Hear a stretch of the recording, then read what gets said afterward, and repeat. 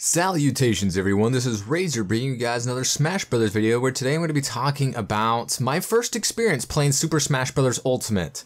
I was at San Diego Comic-Con just last week and it was available on the show floor, so I played that thing a few times.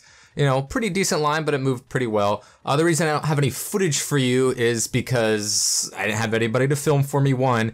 Two, it was only 4-player, free-for-all, items on, so you wouldn't be able to see really much, and, you know, the quality wouldn't be that great. There's plenty of good-looking Smash Ultimate footage on YouTube if you want to check that out. I wouldn't be contributing with the footage that I had.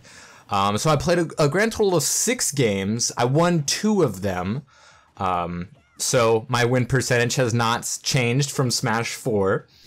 I tried to play the characters that I really wanted to get a feel for, but also, I kind of wanted to win. So the characters that I was able to play, it was the same build, I believe, as the E3 build. At least the characters available were the same as everything else that you have seen. So I can't imagine, it's a different version or anything like that. But I got to play as Cloud, I got to play as Fox, I played as Marth, I played as Link, played as Kirby, I played as Pokemon Trainer, and I believe that was it. I wanted to try out Sheik at the very least, maybe Ridley or Inklings, but it was really hard to get any real information, so if you have any in-depth questions for me, I probably can't answer them, because how much can you honestly learn in 6 4-man free-for-alls with items on against, a bunch of randos?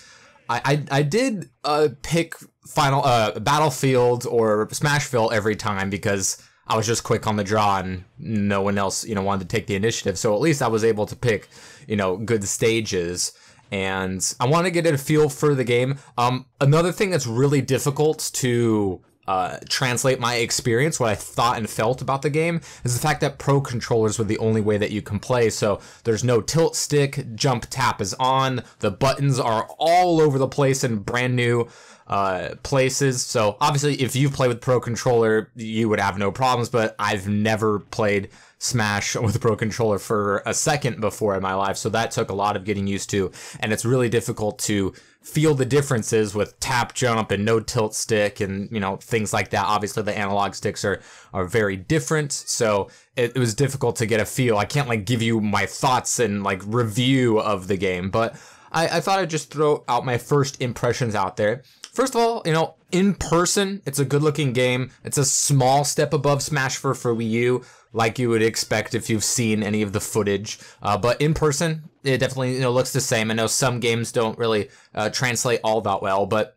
it looks very similar to Smash Wii U as far as the character models and the sprites and the clarity and the speed of it. Obviously, 60 FPS. So the overall core gameplay changes, of course, have changed a lot. I made an entire video about the mechanics of Smash Ultimate on my channel. If you haven't seen that and you want to get a rundown of all the minute and large changes that we know of thus far in the current builds that we have seen.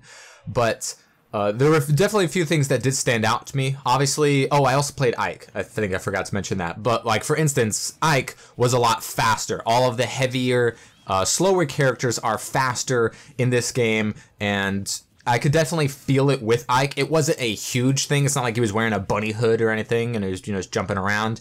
But his forward air was a lot faster, and I feel like we'll get more kills than it does in the Smash 4 version, where you rely more so on up airs. And of course, he has a different up air in this game. I think definitely plays better to the speed of this new Ike. He was, his side B still just as good. His survivability was just as good. It was kind of interesting when we saw that, the new Ike was faster and, better. And maybe he would have been lighter to compensate for that speed, but he isn't. He survives just as well as he does in Smash 4. As far as the knockback concerned, I already knew what to expect, so it wasn't a big thing for me. Obviously, when it comes to free-for-all, there's a lot more things on the screen, especially with items on. So it was difficult to keep track, so having that little tracker in the upper right-hand corner when you get sent off the screen was kind kind of nice so you knew where you were, especially with so many characters. As far as like the ledge and recovery, I didn't get like a really good feel for. Trying to edge guard in a free-for-all is basically impossible, especially with items, but you know, I tried going for it and I could definitely see more opportunities for edge guarding. I just, you know, didn't get to take advantage of it in those few games that I did have.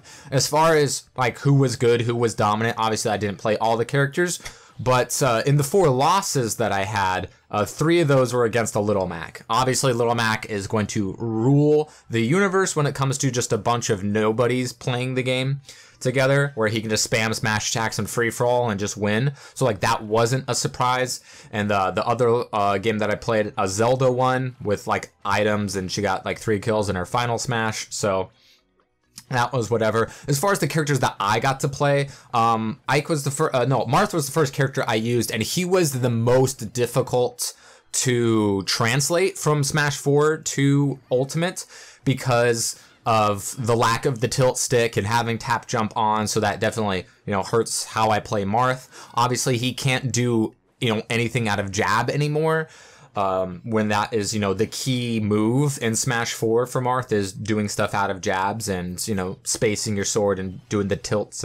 But I definitely saw more opportunities for juggling, the way that air dodges work. And a thing that I did not notice from watching the game that I did from playing it, at least in some characters, and it might have been because of the controls, was that jumping felt very fast. Like, so fast I couldn't react to my own jumps. It felt like at some times that might just be an amalgamation of different weird factors that were playing into it, but I felt that sometimes like, man, I'm jumping so fast I can't even do an aerial out of it. Obviously we have that new ability to instantly buffer an aerial out of our jump with a single button press, so like that is nice if that does end up holding true, that jumping feels really weird and fast.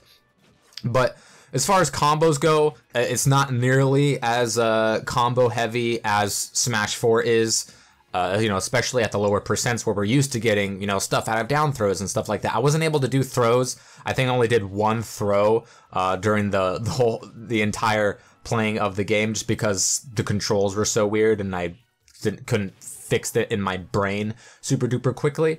But you know, I tried dash dancing a little bit with Fox. It was definitely more of a dash dance than what we see in Smash 4, where yes, you can do it, but you don't do anything. And I feel like that's kind of what wave dashing is in Ultimate. It was like, yes, it's a thing, but not really. Kind of how dash dancing is a thing in Smash 4, but not really. You just stand in one place. I didn't get to play like Inkling, because Inkling's supposed to have the best dash dance, where it's like playing Melee. But I definitely am looking forward to the different opportunities in Neutral and in Mind Games to, you know, fit that into my playstyle. Is something I've got to newly incorporate, playing so much Smash 4. Link was pretty interesting. You know, the boomerang and the arrows really easy to get used to. But the bombs were more difficult to get used to than anything else with Link's kit. More so than you would think, because, you know, pulling it out is the same, and he isn't as bomb reliant as, say, Toon Link. So, you know, Links in Smash 4 don't rely solely on bombs like Toon Links do, but Link's new bombs are definitely better. We've seen and heard the pros talk about Link's bombs. It was just very awkward that you have to hit down B to detonate. I don't think we've ever had an ability, or at least there isn't in one in Smash 4, or Melee, I don't remember about Brawl or PM, where down B detonates something. I don't know how Snake works. I never played him, really. But that was definitely super awkward, where you're like, if you're, especially with free-for-all, obviously Link isn't going to do shit in free-for-all because he's a zoner. You know, he needs space in order to do stuff and to play well to his strengths. So keeping track of the bomb, where it is, if it gets grabbed, as well as throwing it and then having to detonate it. Obviously, in a 1v1 where you can use it in edge guard possibilities, that'll give you a lot more time, but it was just felt very weird. And another really weird change to down specials, of course, is Pokemon Trainer. I'm so used to playing Charizard and Wii U. Not having Rock Smash is a humongous nerf to Charizard. just because he can't land. And landing is a lot harder in Ultimate than it is in Smash 4. In Smash 4, you can air dodge 10 million times for free, and you just get away with anything. Obviously, Charizard doesn't have, you know, nearly as good of an air dodge as other characters being so big and the fall speed and such, but Rock Smash was kind of a safe way to land in certain circumstances, and I found myself doing it instinctively and accidentally becoming Squirtle. But as far as Pokemon Trainer was, I played Pokemon Trainer a couple of times because, you know, that's 3 characters to kind of get used to. I had a pretty good feeling for Ivysaur and Squirtle. Felt very similar to how they played in Brawl. Ivysaur is a bit stronger in his aerials and his kill moves, so that was nice. I'm really excited to see what I can do with Squirtle in a 1v1 matchup. Because, you know, out of the 3 Pokemon, you're going to be using one a lot more than the other 3. You don't need to mix it up because there's no fatigue anymore. But Charizard's kill power is definitely stronger like it is in Smash 4, as opposed to how shitty he is in Brawl. At least in my opinion, I thought he was by far the weakest of the Pokemon in Brawl. But having that Rock Smash definitely hurts him. Flare Blitz is still a shit move that you shouldn't almost ever use. Especially since now you could switch to Squirtle to, you know, recover if you so choose to do so, if you would, you know, exhaust your 3 jumps. There's Charizard, or, you know, if you don't want to, you know, get as easily spiked, but obviously you have that super armor. His fly definitely was stronger in its knockback, so that was very, very cool to see. His up smash actually works, unlike it does in Smash 4, so that was super duper neat.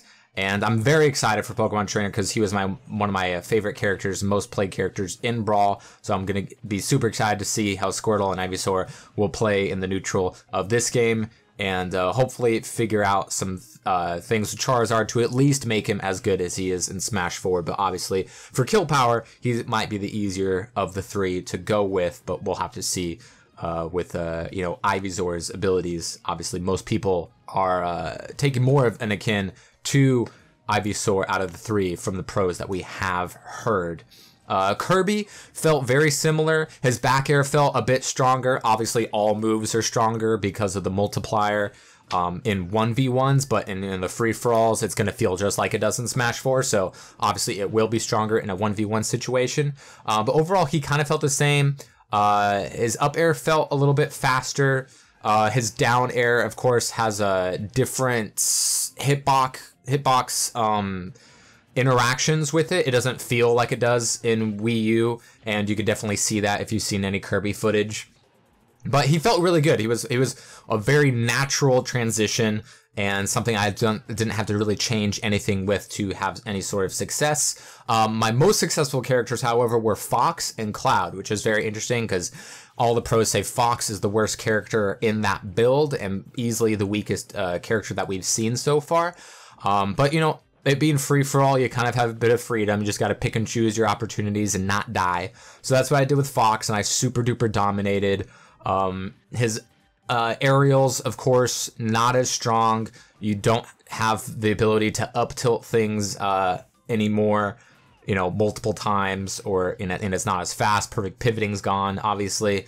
But I don't think he will be the worst character in the game. Like Larry says, it's hard to make Fox a terrible character, so I don't think he'll be low tier, but I definitely don't think he'll be top or probably even high. Obviously, there will be changes that's going to be made to the game, such as side B not going through shields and stuff like that, but and him being super duper gimpable off stage with his much worse recovery from Smash 4, which wasn't great to begin with. So it'll be interesting to see the changes with Fox, but he's still pretty playable. Plays the same if you take the up tilt out of the situation, which you kind of have to in free for all in most opportunities. And Cloud, everyone said Cloud was worse outside of Zero, who said he was still good. And Cloud is still good. He's going to be, much like Little Mac, I feel like, dominant when the game first comes out, because now he's not a DLC, so people who didn't buy him before will play him now. He's super easy to play, super duper strong. His cross slash has a ton more knockback than it did in Smash 4. Obviously, unlimited, and I feel like that'll be a kill move. That will be somewhat reliant, but not nearly as strong as all of his smash attacks, which are still godly. Yes, his Nair is smaller, but you'll use... Cloud doesn't change in the way that he plays nearly at all. It's just some of his moves are weaker, and I think that's fine if we saw how he played in Smash 4. So, yeah, I played against a Ridley. He kind of got bodied. I never saw a Bayonetta. And obviously these are all random people, don't know if they've ever played Smash before in their lives, and, they're just hitting the Smash stick with Little Mac and winning games. So, didn't get to try everybody, but I thought, I had a pretty decent feel. I won a couple of games with Fox and Cloud there. And I'm definitely excited for the game. There's so many stages that'll be very interesting to see what's going to be legal. It was definitely hard to get a feel for the game because of the really crappy controller and it being a 4-player free-for-all with items, but it was still an enjoyable experience, and hopefully we're going to get some sort of demo in like October or November at the latest, if it does happen, and I'm excited. So, I got to play it, so that is a super cool thing that I could say that I've done so far, and of course going to be looking forward to more footage from other cons of other people playing and any sort of updates that Nintendo gives us in the future. So yeah, thank you guys for watching. We'll see you next time.